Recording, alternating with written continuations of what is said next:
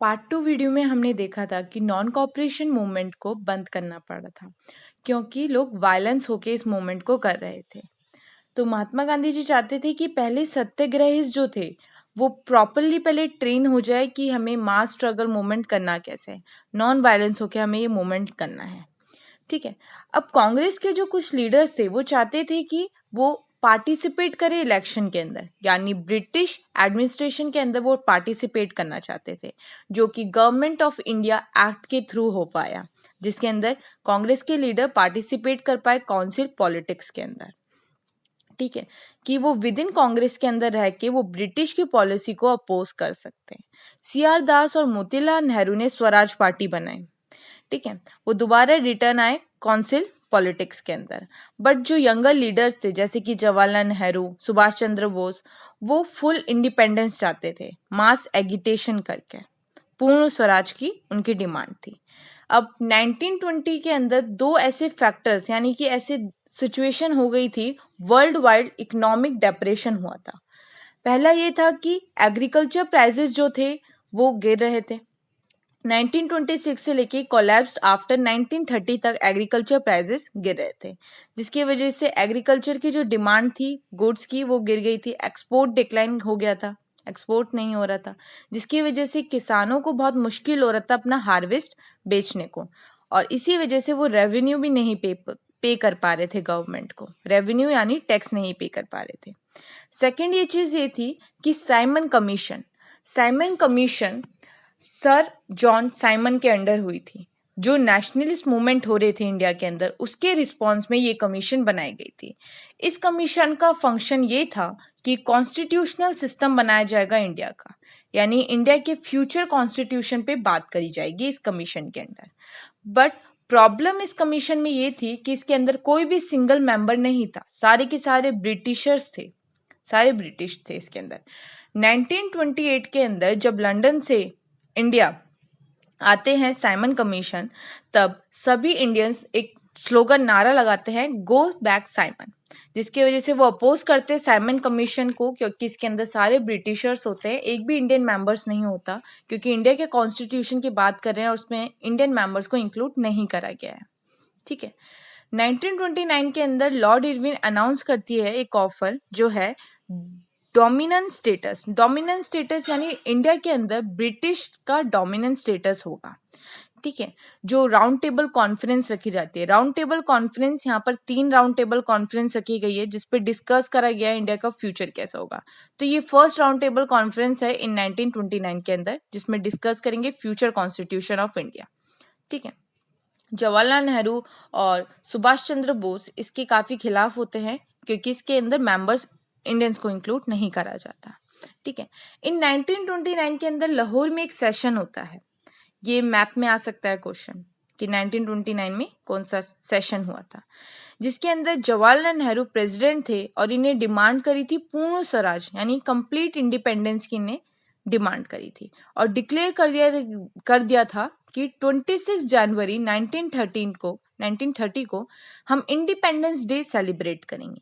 But इस बात को बिल्कुल भी अटेंशन नहीं मिला था, यानी इस बात को किसी ने भी भाव नहीं दिया उस टाइम पे। तो महात्मा गांधी जी को ये चीज दी जाती है कि वो एक मूवमेंट करे जिसके अंदर वो फ्रीडम स्ट्रगल का मूवमेंट करे काफी बड़ा, जिसे हम ब्रिटिश के खिलाफ ये साइमन कमीशन को अपोज कर सके। ठीक है, तो गांधी जी इसी चीज में लॉर्ड इरविन को लेटर लिखते हैं, और उस लेटर के अंदर 11 डिमांड्स होती है। वो डिमांड्स होती है इंडस्ट्रियल से लेकर प्लीजेंट तक, मतलब डिफरेंट क्लासेस की डिमांड लिखी जाती है। और उसके अंदर एक और चीज होती है, ये होता है एब्लॉइश सॉल्ट टैक्स, यानी नमक पे जो लगने वाला टैक्स है उसको एब्लॉइश करा जाए। जो ब्रिटिश गवर्नमेंट ने सॉल्ट पे टैक्स लगा रखा है, उस टाइम पे टैक्स जो था सॉल्ट पे 65% टू 70% टैक्स लगता था सॉल्ट पे। और सॉल्ट एक ऐसी चीज है जो सभी कंज्यूम करते हैं, चाहे रिच हो या पुअर, और वो एक एसेंशियल आइटम्स है जो हम फूड में यूज करते हैं। ठीक है, तो गांधी जी ने सोचा कि सॉल्ट एक पावरफुल सिंबल बन सकता है जो नेशन को यूनाइट कर सकता है, सारे लोग एक साथ यूनाइट होके बोल सकते हैं इसके खिलाफ। ठीक है, जो टैक्स बहुत ज्यादा हाई कर रखा था सॉल्ट पे। तो लेटर के थ्रू वो ये बताते हैं और टाइम भी देते हैं उन्हें कि अगर ये डिमांड 11 मार्च तक फुलफिल नहीं होती तो वो अपना सिविल डिसओबीडियंस कैंपनिंग स्टार्ट कर देंगे। ठीक है, और जैसे कि लॉर्ड इरविन इस बात को इग्नोर करता है लेटर में जो लिखा होता है, और महात्मा गांधी जी अपना फेमस सॉल्ट मार्च स्टार्ट कर देते हैं अपने 78 ट्रस्टेड वॉलंटियर्स के साथ, और वो ओवर 240 माइल्स होता है, 240 माइल्स चल के जाना पड़ता है उन्हें, साबरमती आश्रम से लेके गुजराती कोस्टल टाउन ऑफ डांडी तक। ठीक है, उन्हें अपने वॉलंटियर्स के साथ वो 24 डेज चलते हैं, यानी कि अबाउट 10 मील्स अ डे। ठीक है, 10 माइल्स, सॉरी 10 माइल्स मतलब कि हर दिन 10 माइल्स वो कवर करते होंगे, और तब जाके 240 माइल्स उनकी कवर हो पाई।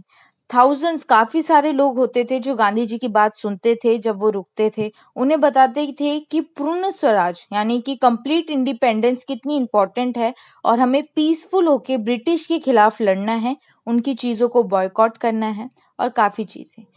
ऑन 6 अप्रैल को वो डांडी पहुंचते हैं और इस लॉ को, यानी कि जो सॉल्ट पे लगने वाला टैक्स है, उसको ब्रेक करते हैं, मतलब कि सी वाटर को उबाल के सॉल्ट बनाते हैं।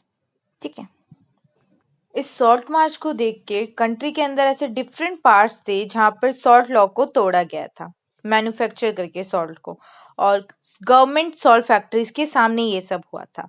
फॉरेन के क्लोथ को बॉयकॉट करा गया था, लीकर शॉप्स बंद हो गई थी, प्लीजेंट भी अपना रेवेन्यू पे नहीं कर रहे थे, चौकीदारी टैक्सेस जो उन्हें लैंडलॉर्ड्स को पे करना होता था। ठीक है, फॉरेस्ट के जो लोग थे वो भी फॉरेस्ट के जो लॉस थे उन्हें ब्रेक करे थे, वो लॉस जो ब्रिटिश की गवर्नमेंट ने लगाए थे कि फॉरेस्ट के अंदर एंट्री नहीं है उन लोगों की, वो चीज हो रही थी। अब ये सब देख के जो कॉलोनियल गवर्नमेंट थी यानी ब्रिटिश गवर्नमेंट काफी ज्यादा गुस्से में थी, और कांग्रेस के लीडर्स को एक एक करके अरेस्ट कर रही थी। काफी जगह पे वायलेंट क्लैशेस हो रहे थे।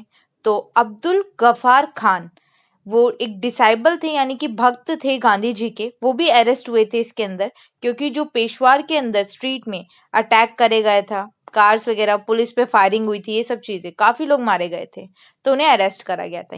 यहाँ तक कि महात्मा गांधी जी भी अरेस्ट हुए थे। जो इंडस्ट्रियल वर्कर्स थे शोलापुर के, उन्हें अटैक करा था पुलिस की पोस्ट पे, म्युनिसिपल बिल्डिंग्स पे, लॉ कोर्ट्स पे, रेलवे स्टेशन पे, यानी कि जितनी भी ब्रिटिश के रूल वाली चीजें थी, स्ट्रक्चर्स थे, उन सब पे अटैक कर रहे थे। पीसफुल जो सत्याग्रही थे, जो शांति से सत्याग्रह मूवमेंट कर रहे थे, सत्याग्रही जो थे, उनको अटैक कर रही थी ब्रिटिश गवर्नमेंट, वुमेन्स और चिल्ड्रंस को भी मार रही थी। अगर देखा जाए तो काफी ज्यादा लोग अरेस्ट हुए थे उस टाइम पे, और इसी टाइम में महात्मा गांधी जी ने इस मूवमेंट को कॉल्ड ऑफ करा, सिविल डिसोबीडियंस मूवमेंट को बंद करने को कहा, और गांधी इरविन पैक्ट साइन करा। गांधी इरविन पैक्ट में ये था कि गांधी जी पार्टिसिपेट करेंगे round table conference. Round table, ये सेकेंड राउंड टेबल कॉन्फ्रेंस थी जिसके अंदर गांधी जी लंदन गए थे, और यहाँ पर एक एग्रीमेंट साइन करा गया था कि अगर government, British government political prisons को छोड़ देती है, सभी लोगों को छोड़ देती है, तो वो इस मूवमेंट को बंद कर देंगे। जैसे ही वो लंदन से वापस इंडिया आते हैं और वो देखते हैं कि ब्रिटिश गवर्नमेंट ऐसा कुछ नहीं करती है, गफार खान और जवाहरलाल नेहरू दोनों ही जेल में होते हैं, तो Gandhi ji civil disobedience movement को दोबारा रीलॉन्च करते हैं उसी ईयर के अंदर। ठीक है, नेक्स्ट वीडियो के अंदर हम देखेंगे कि सिविल डिसोबीडियंस मूवमेंट को बाकी डिफरेंट कम्युनिटीज ने कैसे पार्टिसिपेट किया, इस मूवमेंट को।